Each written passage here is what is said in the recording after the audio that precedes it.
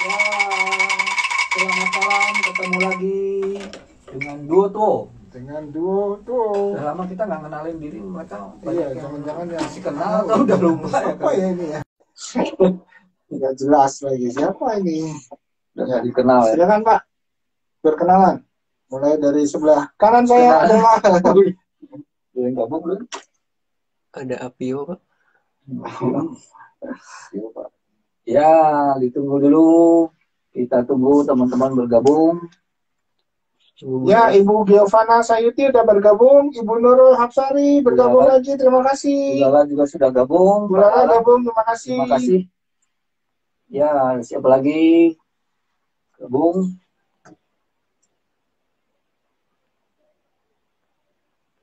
Bu Kartika 1156 Euro 00 Euro oh. Terima kasih sudah gabung. Ya, ada lagi Bestiani. Bu Bestiani. Pernah itu juga kayaknya. Ya, selamat malam teman-teman. Kita bergabung lagi, diskusi lagi malam ini di Disengat HR ya. Apa itu? Disengat HR adalah diskusi santai, enak, dan hangat seputar HR. Ya. Yang kita bahas cuma seputar HR ya. Seputar HR. Ini HR seputarnya. Ya, alun-alun, Pak. Ya, biarpun kita ada topik tiap minggunya, tapi kita bisa bahas apapun seputar HR ya Pak. Ya, Udah silakan. join. Ya, silakan silakan ngobrol apa aja. Malam ini adalah episode yang ke-43. Kita bahas tentang Mindfulness untuk mengatasi stres kerja dengan bintang tamu Ibu Lala. Ibu Lala. Ya, Selamat bergabung, Bu Lala. Selamat sore, selamat malam Bapak HR ini. Selamat malam. Bapak Terima panggil sayanya jangan pakai Ibu. Kenapa, Bu? Manggil sayanya nggak usah pakai Ibu. Lala aja nggak apa-apa. Oh, Mbak Lala boleh ya? Ya, atau Mbak aja. Ya, jadi nanti takutnya umurnya kirain sama ya, Bu. Mbak. Lalanya lebih muda. 12 ya, Pak. Ya, Mbak Lala dari mana ini, Mbak? Boleh tahu? Sambil kenalan. Tadi kayaknya udah. Gimana, Bapak? Sambil kenalan, kita nunggu teman-teman gabung juga. Oh iya. Halo teman-teman semua. Selamat sore, selamat malam. Saya Biangala Andrea Dewi. Seperti yang tadi sudah Pak Andreas dan Pak Johar sampaikan, saya psikolog klinis dewasa dan di Semarang. Posisinya di Semarang. Saya praktik mandiri sih Bapak. Gitu. Sama associate di Ibunda ID. Ibunda ID. Iya Bapak. Oke. Betul. Ya, terima kasih Mbak Lala ya. Boleh ini Mbak cerita-cerita dulu tentang profesi Mbak Lala. Kan mungkin saya juga masih awam gitu ya. Yang disebut psikolog klinis dewasa itu seperti apa? Kalau ada dewasa berarti ada anak juga ya. Ada yang tua nggak Pak? Psikolog ada, klinis Pak. tua. Ada lansia Pak. Psikolog klinis lansia. Iya, kalau psikolog klinis memang ada yang dewasa, ada yang anak, ada yang umum juga. Jadi anak bisa, dewasa bisa juga ada. Kalau di kampus saya memang kebetulan digabung Bapak dewasa sama anak sebenarnya. Cuman kalau saya akhirnya memutuskan untuk lebih concern ke dewasa. Begitu. Mungkin sih kayak kasus-kasus yang ditangani ya yang berbeda ya. Kalau dewasa ya pasti masalah-masalah orang dewasa. Kalau anak biasanya anak, remaja dan keluarga gitu. Kalau dewasa biasanya stres, terus burnout, kecemasan, depresi, gangguan kepribadian, seperti itu. Termasuk juga stres kerja sih Pak. Meskipun saya psikolog klinis ya, tapi yang klien-klien saya bisa dibilang cukup banyak yang masalahnya adalah masalah pekerjaan gitu atau di setting kerja gitu.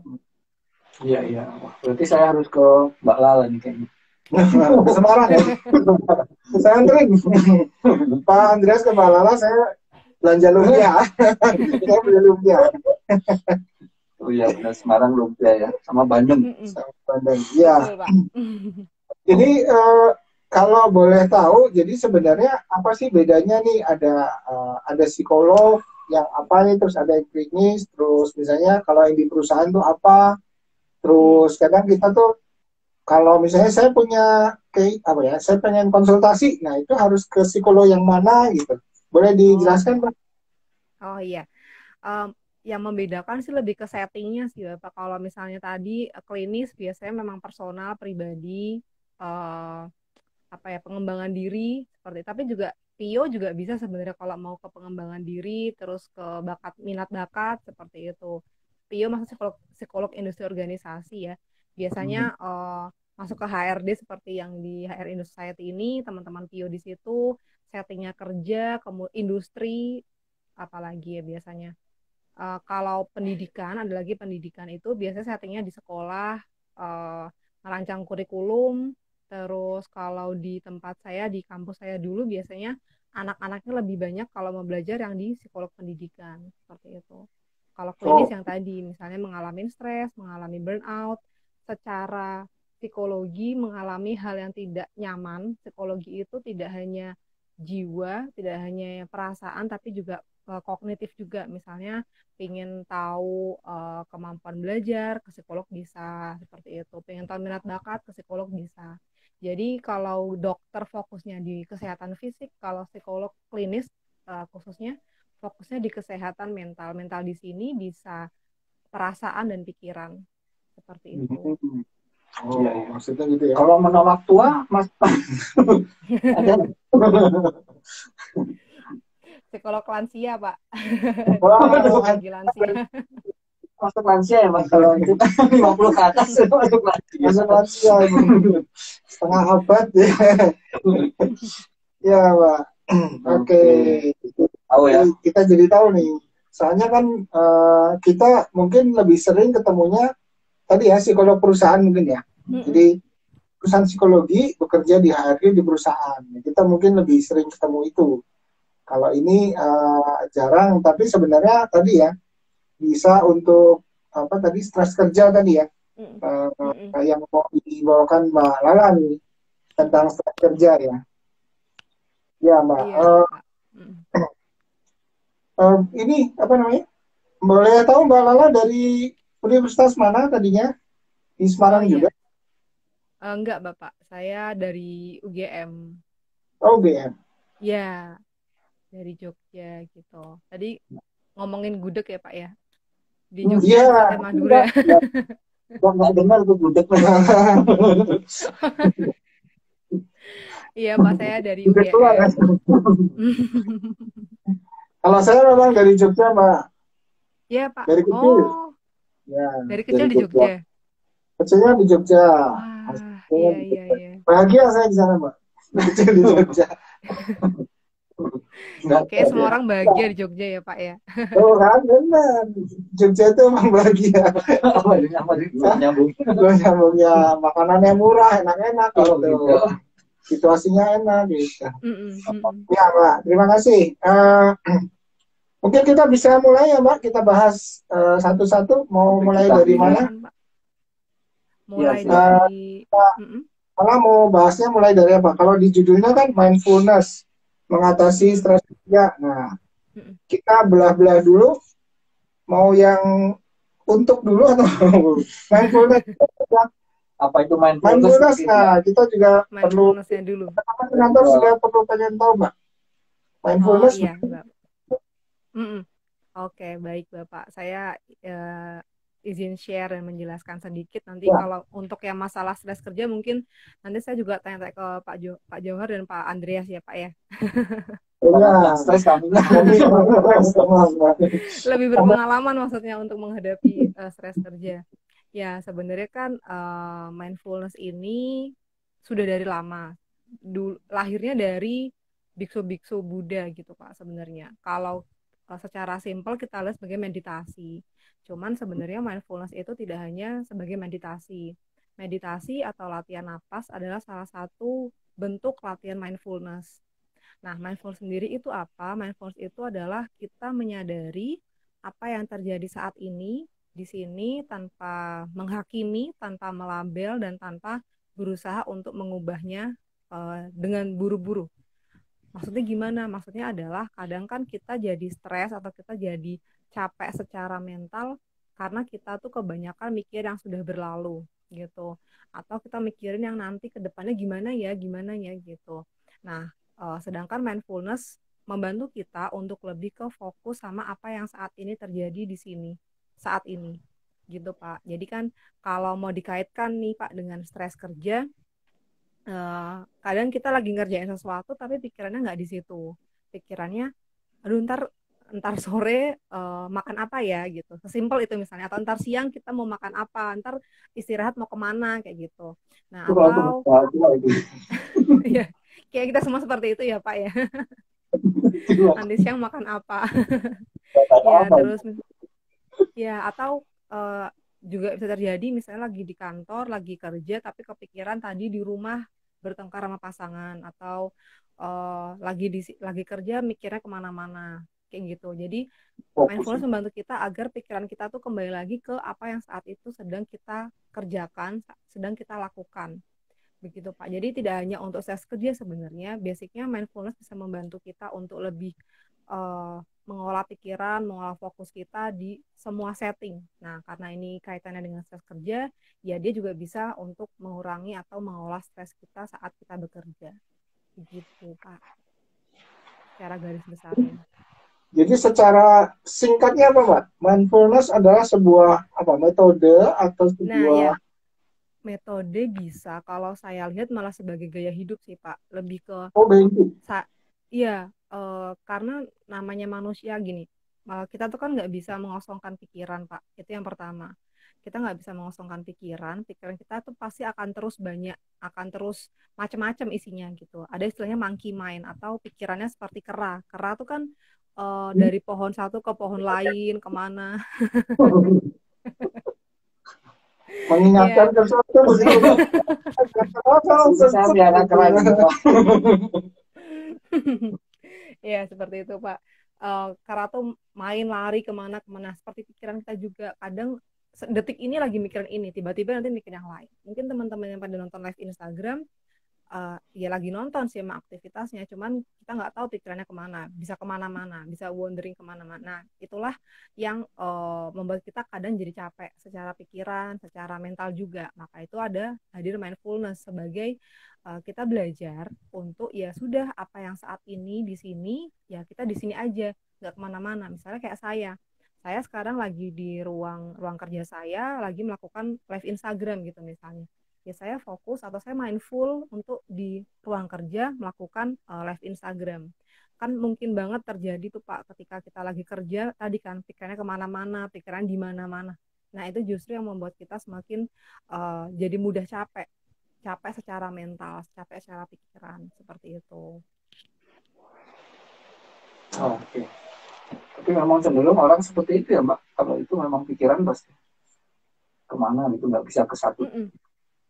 Iya, butuh latihan pikiran ini. tuh memang, iya Pak, basicnya dia pasti akan kemana-mana sih Pak pikiran tuh. Dan kadang kita kesal sendiri, kita jengkel, kenapa sih aku nggak bisa fokus gitu. Karena memang untuk menjadi fokus, untuk menjadi mindful, itu perlu latihan. Nah, salah satu latihannya adalah dengan latihan napas atau orang-orang mungkin melihat sebagai meditasi. Gitu. Latihan napasnya itu yang membantu kita untuk bisa mindful dengan apa yang terjadi saat ini di sini.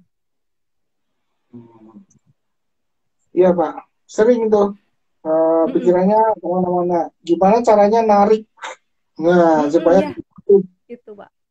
Nariknya tuh salah satunya dengan kita bernapas. Dengan kita tarik napas. Gimana Pak? Ya, maksudnya tarik nafas dengan model bagaimana nih? Sekarang kita nafas nih, tapi kayak mesti apa nih? Ada hitungan atau gimana? Iya, betul, Mbak. Aduh, Bapak pertanyaannya menjadi trigger saya. Jadi memang kita emang selalu bernapas, Pak. Bener. Kita emang selalu bernapas, tapi kita tuh jarang sekali bernapas dengan sadar. Jadi cuman kayak sambil lalu aja ngomong ya kita sekarang pun saya juga napas, tapi saya nggak sadar kalau saya sedang napas. Nah, maka dari itu kita belajar untuk napas dengan sadar. Jadi ya ketika udah pikirannya kemana-mana, terus ya udah napas kayak gitu, sadari, ada istilahnya namanya grounding.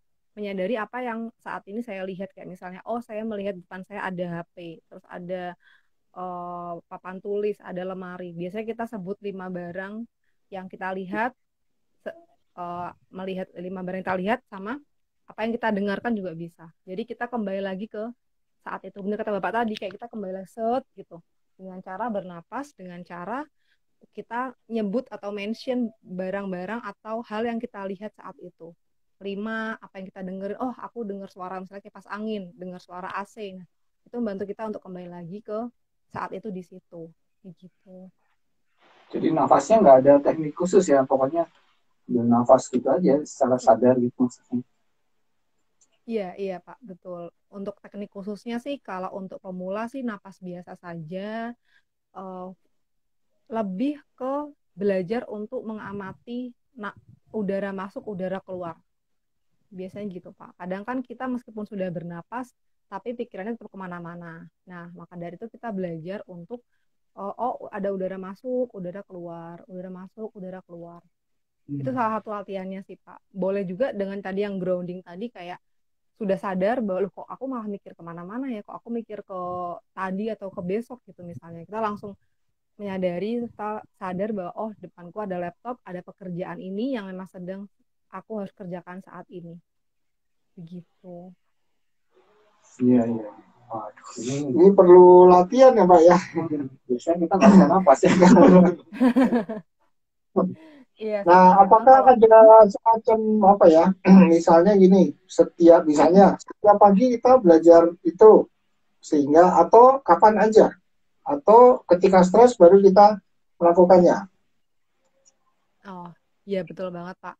Memang tidak ada waktu khusus yang fit in untuk semua orang gitu Bapak. Jadi kalau memang dirasa oh aku lebih bisa ketika pagi, silakan boleh ketika pagi. Tapi ketika ada yang ketika malam gitu Pak, ketika mau tidur juga silakan. Ada juga yang memang uh, berlatih napas ketika memang lagi cemas aja, ketika lagi stres aja juga ada. Cuman memang akan jauh lebih baik dan ideal ketika kita sudah melatihnya secara rutin. Jadi ketika nanti ada stresor, ada permasalahan, itu tidak begitu kagetnya, akan berbeda ketika kita hanya latihan napas atau hanya latihan mindfulness ketika ada masalah aja. Gitu. Jadi lebih ke suplemen gitu sih Pak, kalau saya lihat latihan napas itu, dan latihan napas mindfulness itu juga bisa membantu kita agar kita tidak terlalu terlarut sama pikiran atau perasaan. Kadang kan yang membuat kita semakin overwhelming, semakin stres, itu karena terlarut kan Pak pikiran, misalnya mungkin ada atasan yang marah atau rekan kerja yang kurang kooperatif, kita kesel gitu, terus jadi kesel banget. Nah, mindfulness itu membantu kita agar kita tidak terlalu bereaksi terhadap stimulus, terhadap stresor, terhadap permasalahan. Seperti itu. Membantu kita untuk tidak harus kalau ada masalah harus langsung kita hadapin, enggak, atau kita bahkan atau justru lari. Kan ketika ada masalah ada 2 cara ya, fight or flight, kita langsung hadapin atau kita kabur gitu. Mindfulness membantu kita untuk lebih ke mengamati apa yang kita rasakan. Oh, aku dimarahin sama atasan, perasaannya apa nih? Kesel, sedih, terus kecewa gitu. Nah, karena kita sudah sadar sama perasaannya, kita bisa tahu aku harus melakukan apa ya. Kadang apa ya istilahnya ya, ketika kita dimarahin atau kita mendapatkan stimulus tertentu, mendapatkan stres kerja gitu, kita langsung bereaksi karena kita nggak menyadari dulu, kita nggak ngambil jeda dulu sama perasaan kita. Akhirnya bisa aja muncul kayak jadi malah marahin bos balik, itu agak kayak gitu, atau mungkin langsung memutuskan sesuatu tanpa pikir panjang. Hal-hal yang impulsif itu yang dihindari. Dan mindfulness bisa membantu kita untuk memberi jarak antara antara stimulus dengan respon, antara apa yang terjadi sama kita dan apa yang kita lakukan. Iya. Beberapa waktu lalu saya pernah baca juga artikel kalau kita marah, kita emosi itu kita harus tahannya dengan cara ambil nafas dulu, diam dulu gitu ya Mbak. Itu mungkin salah satunya ini. Jadi maksudnya buat menurunkan emosi. Katanya juga gitu tuh, ambil nafas terus diam dulu, tinggal langsung reaktif gitu, jadi nggak marahnya juga bisa ketahan gitu. Mungkin itu salah satunya Mbak. Iya, iya Pak, betul banget Pak. Jadi biar nggak langsung apa tuh jebret gitu ya. Jadi kayak marah langsung keluar semua gitu. Tapi lebih ke minimal napas dulu karena memang napas tuh membantu untuk kelola apa ya, biar nggak terlalu besar gitu emosinya. Terus kita menyadari bahwa oh sekarang aku ngerasain perasaan marah. Oh aku ngerasain kecewa, sedih. Ketika kita sudah sadar sama apa yang kita rasakan, tadi kita bisa lebih tahu apa yang harus kita lakukan saat ini. Karena kadang kalau yang berlebihan-berlebihan gitu karena udah terlanjur terlarut terus kita jadi reaktif. Nah, itu yang malah justru membuat keadaan semakin buruk ya, Pak ya. Iya, iya. Oh, saya pernah nyoba itu tuh Pak. Mm-mm. Jadi kayak tadi Mbak bilang ada 5 benda kayak gitu ya. Saya coba ikutin napas. Tapi terus tadi itu benda. Malah pikirannya tambah kemana-mana. Jadi mikir satu benda ini apa jadi ke belakang. Masalahnya dilihat benda apa dulu. Jadi mungkin yang belum saya coba tadi. Jadi apa merasakan orang bernafas ya. Nafas masuk, nafas keluar, nafas. Jadi nggak usah mikir apa-apa katanya kan. Apa bener gitu Mbak? Nggak usah mikir apa-apa. Cuma dengerin ini Mbak, ngerasain aja. Napasnya gitu ya. Oke. Nah, iya Pak, kadang kita lihat benda malah ngingetin kita sama hal-hal lain ya Pak. Iya, mantan gitu. Mantan Iya, kelapa. kok ingat mantan. Iya, sebenarnya kalau untuk mengosongkan pikiran itu memang hal yang sangat sulit. Bahkan saya juga belum pernah ngerasain namanya kosong pikiran itu seperti apa gitu kan Pak.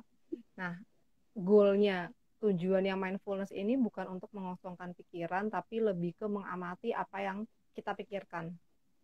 Begitu. Jadi misalnya tadi Pak, wajar.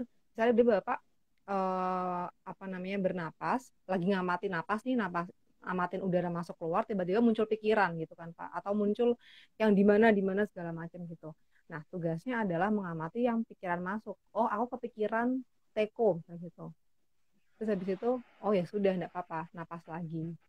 Terus aku kepikiran ini, napas lagi. Jadi kita lebih sadar sama apa aja yang kita pikirkan. Kadang yang membuat kita semakin overwhelming atau semakin capek adalah kita berusaha untuk satu mengosongkan pikiran, dua untuk berusaha untuk harus fokus banget, yang ketiga kita berusaha untuk membuang atau melawan pikiran tertentu. Misalnya ada pikiran negatif gitu kan, pikiran yang nggak bagus, nggak baik, kita berusaha untuk melawan. Nah justru semakin kita melawan pikiran atau perasaan, dia justru semakin besar dan kita semakin kesel. Kok semakin besar sih? Kok malah semakin intens rasanya. Nah, itu yang membuat kita semakin stresnya di situ. Mindfulness itu fokusnya adalah tidak menghakimi pikiran, tidak melabel. Jadi kalau ada pikiran yang masuk, mau dia baik, mau dia tidak baik, mau dia nyaman tidak nyaman, ya kita tetap menerima dia, mengamati pikiran tersebut ya karena dia adalah pikiran. Sudah gitu. Emang kalau belum latihan rasanya jadi ngawang banget sih Pak. Ya, harus dicoba Mbak. Ya, Setuju, boleh sih Pak. kalau mau dicoba, Pak. Itu kalau Iya. mau ninggalin mantan malah lebih susah tuh kayak gitu mungkin ya. Mantan Ya, lagi. semakin berusaha ngelupain ya, Pak. Dilawan kan tadi katanya jangan dilawan. Kalau mantannya datang jangan dilawan. Terus nanti. Ini HR atau apa? Oke Mbak, jadi mindfulness adalah menyadari gitu ya keberadaan apa tentang kita gitu ya. Menenangkan. Iya, dengan menyadari itu menenangkan gitu ya Pak. Ya, dengan menyadari jadi lebih tahu apa yang harus kita lakukan sih Pak. Jadi tidak terlalu reaktif sama stres. Karena memang kadang ini apa ya kecenderungan manusia ya Pak ya. Kita tuh ada yang namanya cenderung over identification gitu. Cenderung kalau ada sesuatu kita mengidentifikasi berlebihan, termasuk pikiran sama perasaan. Misalnya mungkin sesimpel pekerjaan kita disuruh revisi sama atasan. Reaksi yang pertama muncul atau perasaan yang pertama muncul biasanya emang kesel, sedih. Itu kan memang wajar sebenarnya. Nah, tapi karena kita reaktif tadi jadinya kesannya besar banget gitu. Jadi kesel banget, jadi marah banget, jadi stres banget. Tapi kalau dengan mindfulness itu kita bisa belajar bahwa oh, aku sekarang ngerasa kesel memang, ngerasa sedih, ngerasa kecewa, dan nanti bisa lebih apa ya, lebih nggak netral juga ya, lebih ringan rasanya. Karena kita punya jarak antara diri kita sama perasaan, kita nggak terlarut sama perasaan itu. Gitu. Iya, iya. Boleh kan nyoba nih. Terus aja Pak, berhasil? Lumayan gitu. Ke Malala jadi ngebayangin tempat kerja saya, sadar, narik nafas, sadar lagi. Ada lagi. Masalah di kantor ini aja. Iya, iya. Oke. Lalu apa lagi Mbak yang mau dikatakan tentang stres atau tentang apa? Tadi mindfulness nih. Ya itu sih. Kadang kita kan apa ya Pak, terobsesi untuk bisa melakukan banyak hal gitu. Kita terobsesi untuk bisa ngerjain banyak hal, multitasking apa segala macam. Cuman mindfulness ini membantu kita untuk sadar sama apa yang kita lakukan sekarang gitu. Satu aja, nggak perlu kita melakukan banyak hal bersamaan. Karena memang pada sejauh yang saya tahu juga dari literatur yang saya baca, multitasking tuh belum pernah saya baca multitasking tuh baik gitu Pak untuk diri kita, untuk otak. Justru dia menurunkan produktivitas hingga 40% gitu. Padahal tempat kerja itu malah dia maunya suruh multitasking semua Pak. Pakai multitasking. Gimana itu? Jadi sebenarnya nggak baik atau apa ya, baik kalau gitu, yang mana Pak? Multitasking itu, iya Pak, selama ini saya baca literatur nggak pernah baca kalau multitasking itu baik. Sejauh ini sih Pak. Sampai tadi pagi saya baca juga tentang mindfulness, tentang multitasking. Nggak bilang kalau itu bagus. Karena memang itu mitos kalau multitasking itu bagus. Lebih ke malah jadinya fokusnya bercabang. Yang membuat kita justru semakin lelah. Nah, kalau memang mau banyak hal yang kita lakukan dalam hari itu, baiknya adalah kita punya to-do list atau punya penjadwalan gitu. Misalnya 1 jam ngerjain A, 1 jamnya setelahnya ngerjain B, ngerjain C gitu. Akan lebih cepat selesai, akan lebih cepat produktif, dan akan lebih tidak melelahkan buat kita kalau kita ngerjain satu persatu. Kalau multitasking hasilnya tadi menurunkan produktivitas hingga 40%. Mungkin cerita sedikit ya. Iya. Mungkin jadi ingat klien saya tuh Pak, ada dia itu kerja dari pagi sampai sampai malam bahkan. Terus nanti begitu pulang dia akan kerja lagi di rumah. Tapi dia merasa kerjaannya nggak ada yang selesai. Setelah digali ternyata yang membuat kerjaan yang tidak selesai adalah kerjaan lain di sela-sela pekerjaan itu.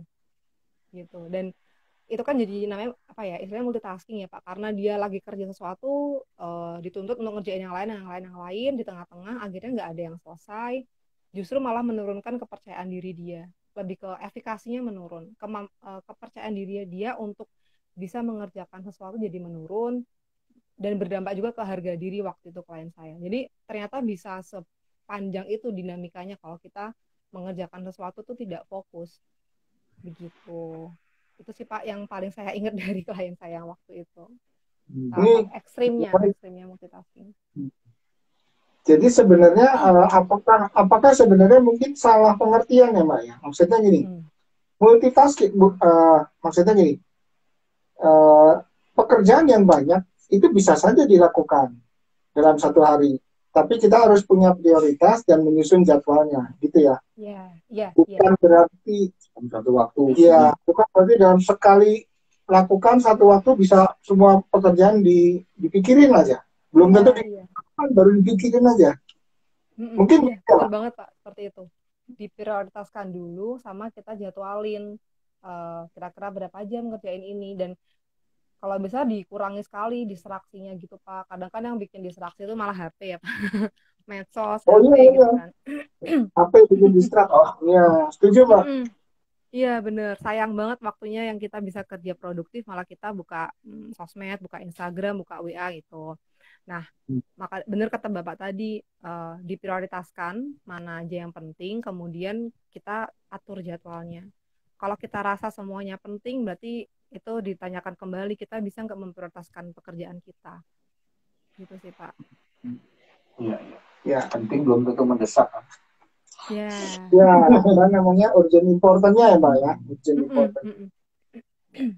Tapi menarik tadi, jadi artinya masih banyak orang-orang dan terutama pimpinan yang maunya menuntut karyawannya multitasking. Mm-mm. Sementara karyawan menerimanya dalam bentuk tadi kan Mbak, wah berarti saya harus kerjain banyak hal. Nggak mau, saya kan cuma mau ngerjain satu hal. Bukan salah, tapi tadi banyak hal bisa kita prioritaskan di jadwal sehingga semuanya selesai. Mm-mm. Kan ujungnya sebenarnya maunya ke sana kan, kerjanya Iya, selesai. sama-sama selesai ya Pak ya. Iya, Mm-mm. jadi artinya pengertian multitasking itu mesti diterjemahkan dengan model Mbak Lala tadi. Kita bisa membuat daftarnya, bikin jadwalnya gitu ya, dan selesai. Dalam sehari beberapa pekerjaan selesai, bisa gitu ya. Multinya tetap Multinya caranya. tetap, ya.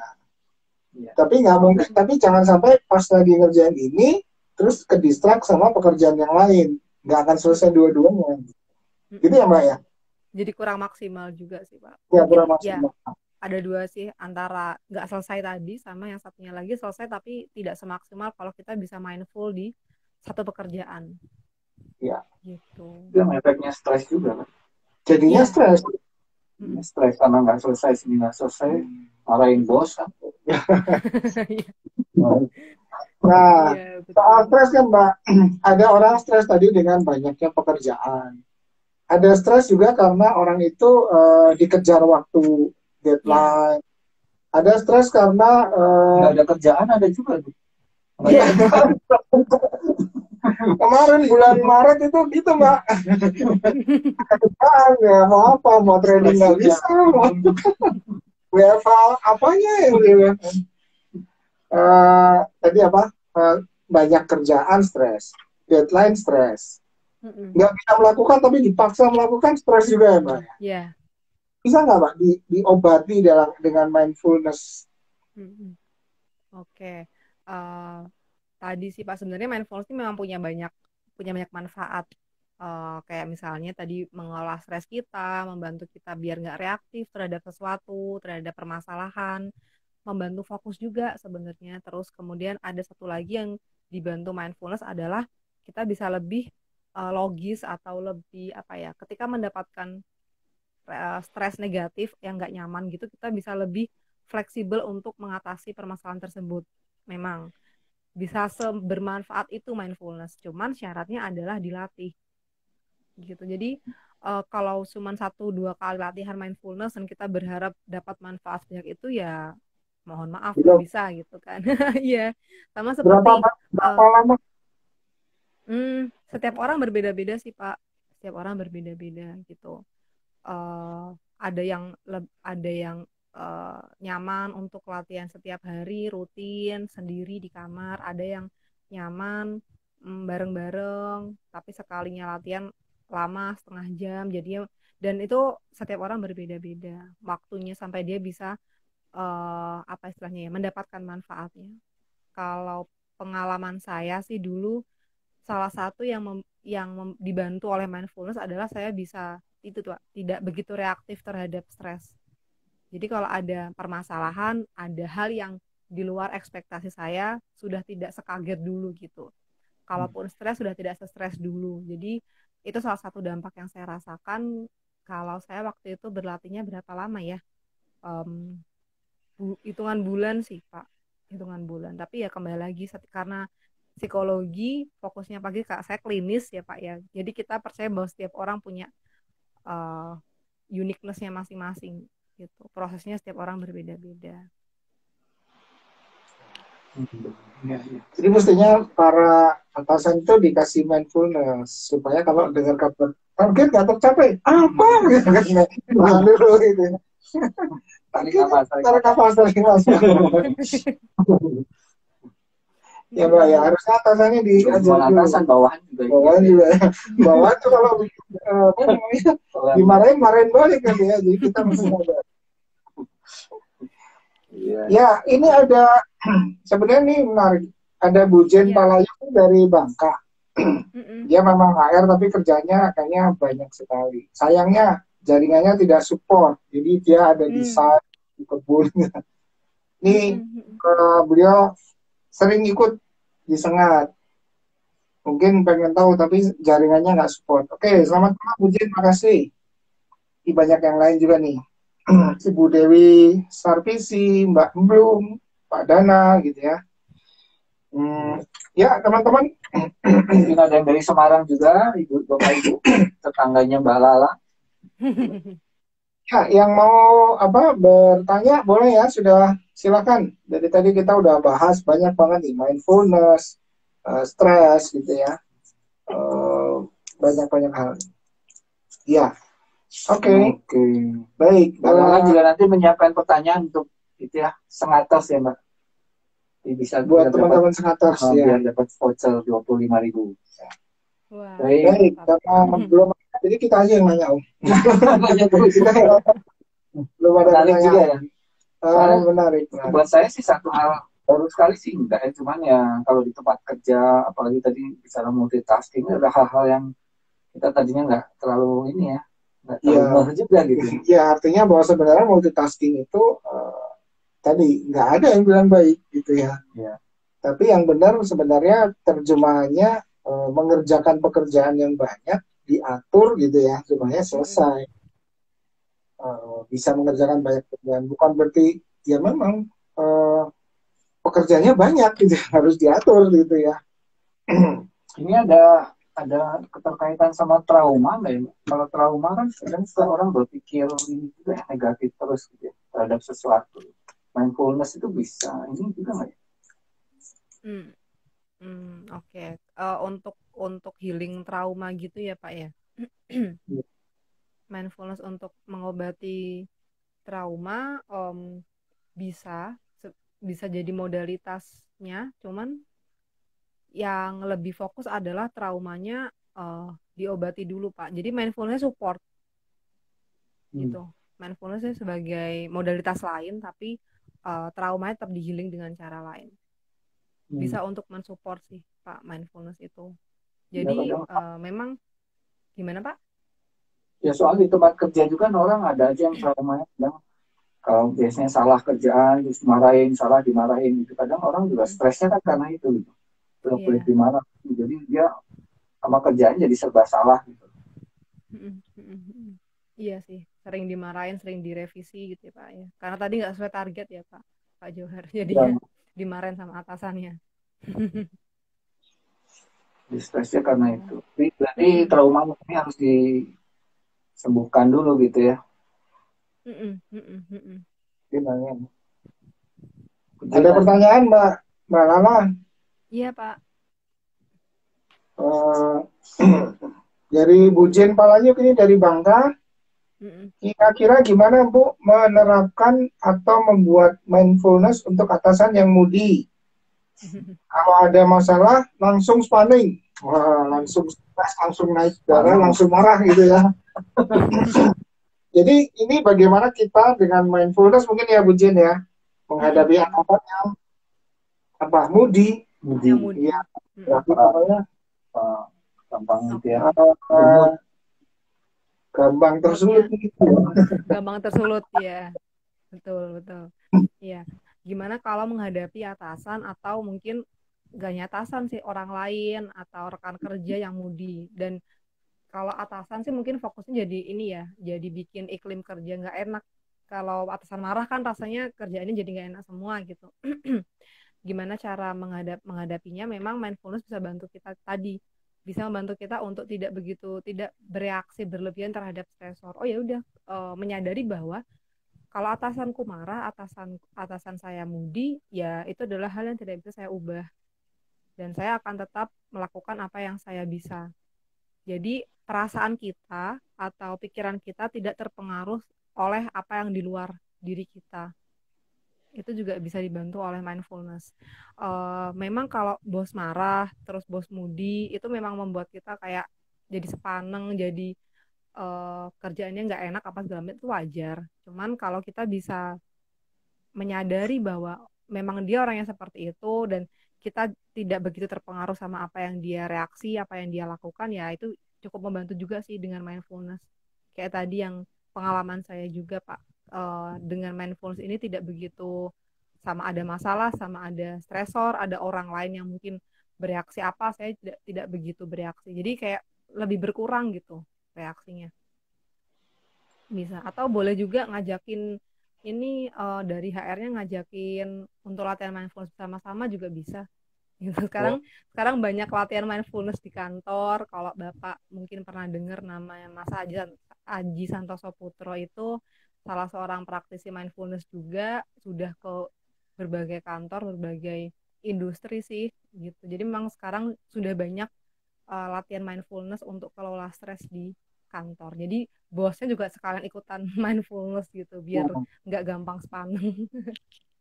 Ya itu, jadi cocok ya, anak buahnya ikut, atasannya ikut, jadi udah sama-sama tahu gitu. Bener. Asik juga. Itu ya Bu Jin, terima kasih sudah ini ada pertanyaan dari Bu Jin. Oke. Mudah-mudahan kebaca. Pasti yang lain mungkin ada yang bertanya lagi, mumpung masih ada waktu. Ya, kalau tadi Mbak soal tadi saya sudah dijawab bahwa kalau ada ini, kalau ada apa namanya, jadi bukan cuma atasan, tapi juga situasi ya. Wah, ada sesuatu kejadian di sana gitu kan, mesti tenang gitu ya, ngadepinnya fokus apa yang harus dilakukan. Bukan sekedar atasan tadi maksudnya. Oke, dari Bu Nurul Hapsari, Denpasar Mbak. Bagaimana metode pelatihan mindfulness yang bisa diberikan untuk karyawan? Tadi sih sebenarnya salah satu latihan untuk mindfulness itu latihan napas. Kalau secara teknis ya duduk, kemudian diinstruksikan untuk bernapas, amati udara masuk, amati udara keluar, jika ada pikiran yang muncul, amati pikirannya, kemudian kembali napas lagi, itu diulang terus seperti itu. Break dulu bisa, kemudian lanjut lagi gitu. Tapi saya sangat sarankan kalau mau memberi pelatihan tentang apapun sebenarnya sih, ya kalau di sini kan konteksnya mindfulness, minimal kita bisa dulu gitu, kita pernah dulu melakukan, baru nanti kita ngasih pelatihan. Atau pakai orang ketiga juga bisa, kayak tadi misalnya Mas Aji itu, kalau senior saya juga ada Mas Putra Wiramuda, dia juga praktisi mindfulness, beberapa kali ngisi di kantor gitu. Psikolog juga bisa gitu. Biasanya latihan apa sih Pak? Sama ada kalau mau yang lebih latihan makan. Namanya mindfulness eating atau saya daftar deh. Gimana makan tuh Mbak? secara Makan sambil napas maksudnya. Coba kita beri apa tuh? Makannya lebih banyak atau apa gitu kan? Gimana Mbak? Iya. Jadi malah mindfulness eating itu membantu kita untuk tidak makan berlebihan, Pak. Gitu. Oh, nggak cocok Pak. Gimana Pak? Mungkin saya bisa belajar itu. Iya. Tidak makan berlebihan. Jadi kan kadang kita itu makan disambi ya Pak. Orang Indonesia kan tipikalnya kalau makan kita antara kumpul, apa-apa makan kayak gitu. Kalau makan sendiri nggak enak lah, pokoknya enak bareng-bareng. Sebenarnya itu wajar, cuman memang kadang karena bareng-bareng, karena kita nyambi itu, jadi kita nggak fokus sama makanan kita. Karena kita nggak fokus sama makanan kita jadi tidak sadar kapan kita sudah kenyang. Gitu. Mungkin boleh dipraktekkan Pak, ketika lagi happy kumpul sama teman-teman sambil makan gitu biasanya lebih banyak nambah gitu. Tapi kalau lagi makan sendirian mungkin malah jadi nggak sebanyak itu karena kita fokus sama makan. Toh kita kadang makan aja sendiri sambil nonton TV, sambil buka WhatsApp gitu kan. Jadi memang kita jarang banget bener-bener fokus pada makanan. Jadi lebih ke menyadari apa yang saya makan, menghargai dia sebagai makanan yang masuk ke tubuh saya. Kalau praktiknya sih emang mungkin terdengar agak aneh. Jadi makanannya itu biasanya kita latihan tuh pakai antara kuaci. Nah, nggak pas ya Pak ya, kecil banget ya Pak, nggak kenyang lah. Kuaci segenggam kenyang Pak. Satu biji Bapak. Antara kuaci atau biskuit cracker seperti itu. Jadi pertama kita lihat dulu. Jadi kita merasakan makanan itu dengan 5 panca indera kita.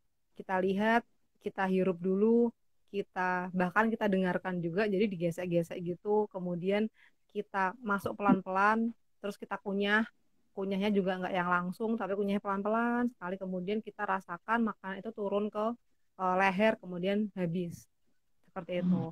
Nah, itu bisa membantu kita untuk mengolah berat badan juga, karena semakin banyak kita mengunyah, itu justru ada kayak semacam sinyal ke otak kita bahwa kita sudah kenyang loh, gitu. Semakin banyak kita mengunyah, gitu. Jadi kalau misalnya kita kadang kan makan langsung masuk dan disambi, gitu. Jadi nggak sadar kapan sudah kenyang, akhirnya kebanyakan makan.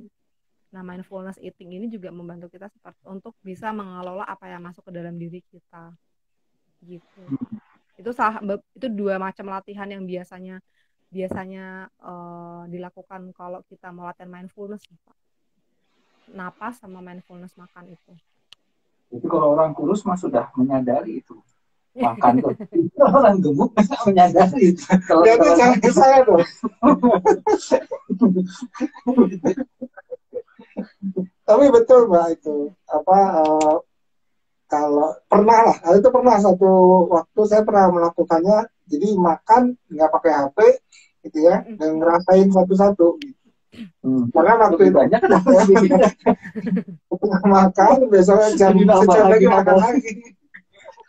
Ya sebenarnya karena itu kepaksa karena gigi saya baru dirawat gitu ya, jadi nggak boleh nih kalau makan Pak, nggak boleh penuh, kunyain harus benar gitu ya, karena gusi terganggu dan lain-lain lah. Tapi benar itu, ketika saya melakukan benar-benar ya ada perasaan ini kok,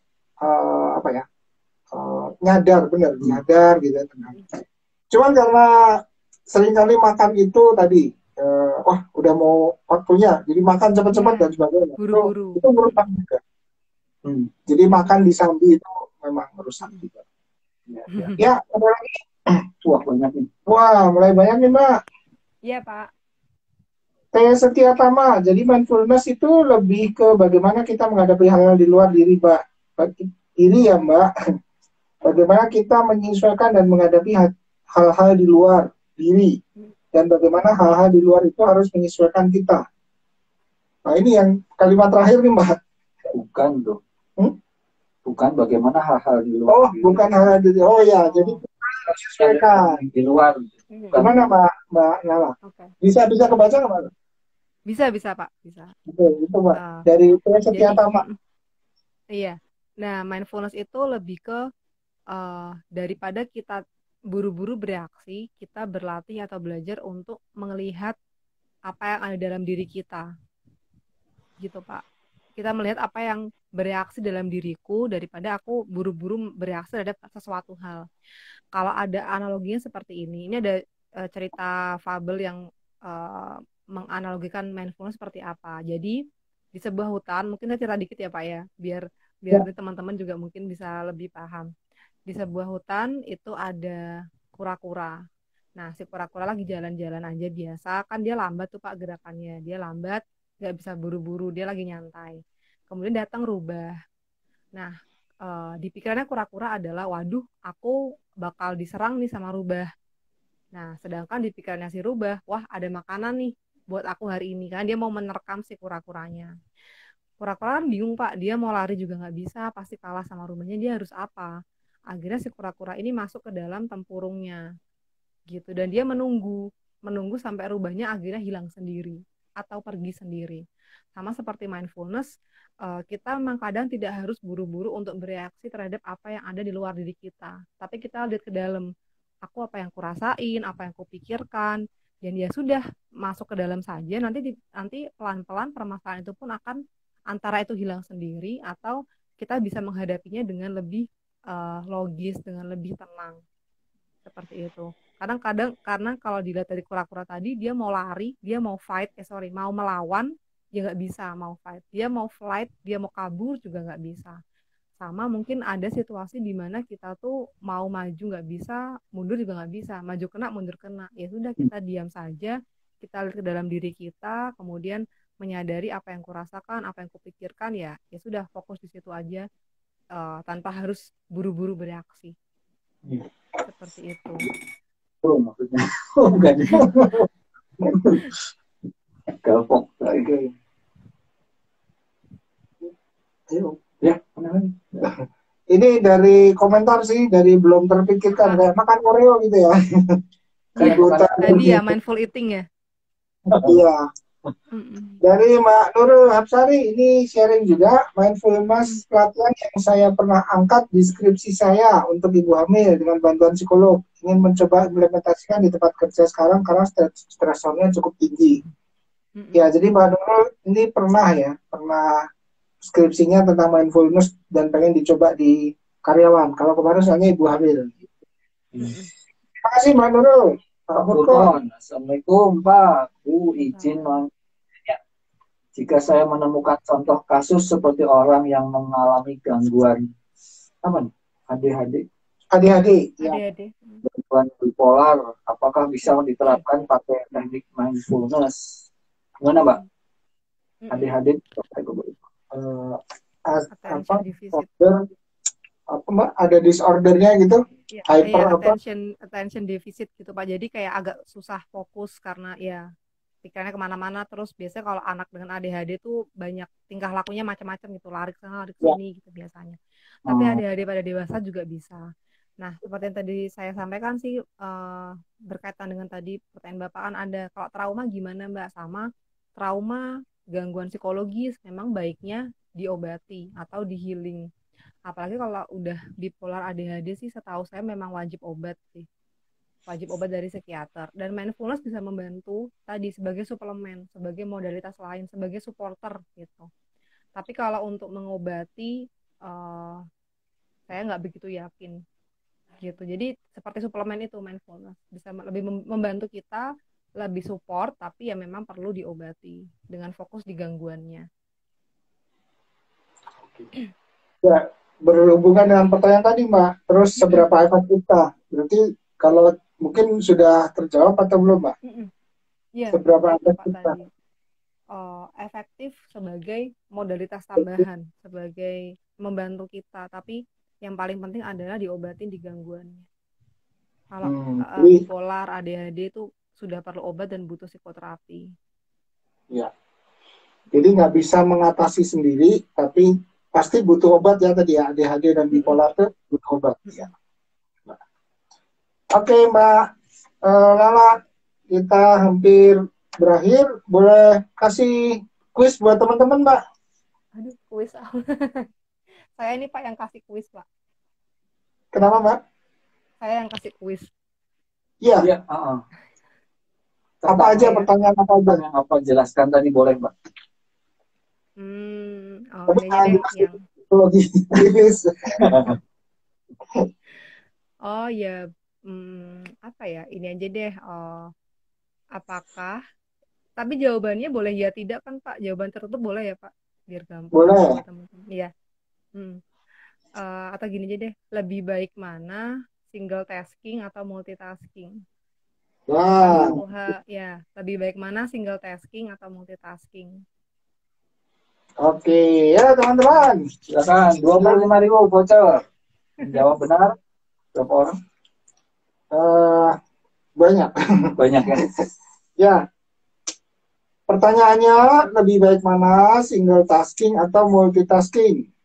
Ya teman-teman silakan kita buka banyak, bisa 3, bisa 4. Yang jawab cepat dan benar akan mendapatkan voucher Rp25.000. Ya. Iya teman-teman. Masih mikir kayaknya. Padahal jawabannya cuma 2 gitu ya. Single tasking atau multitasking gitu ya.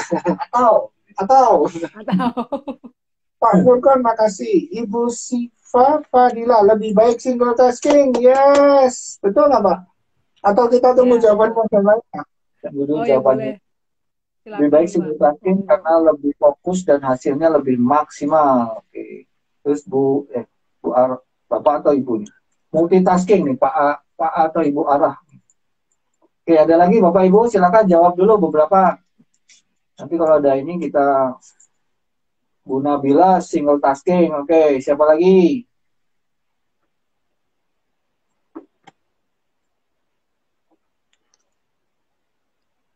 Nabila ini ada 2 nih, Nabila Husairin sama Nabila Dewin. Iya, ada ya. Oke, ada di Bu Nabila hari ini. Oke, udah Mbak itu.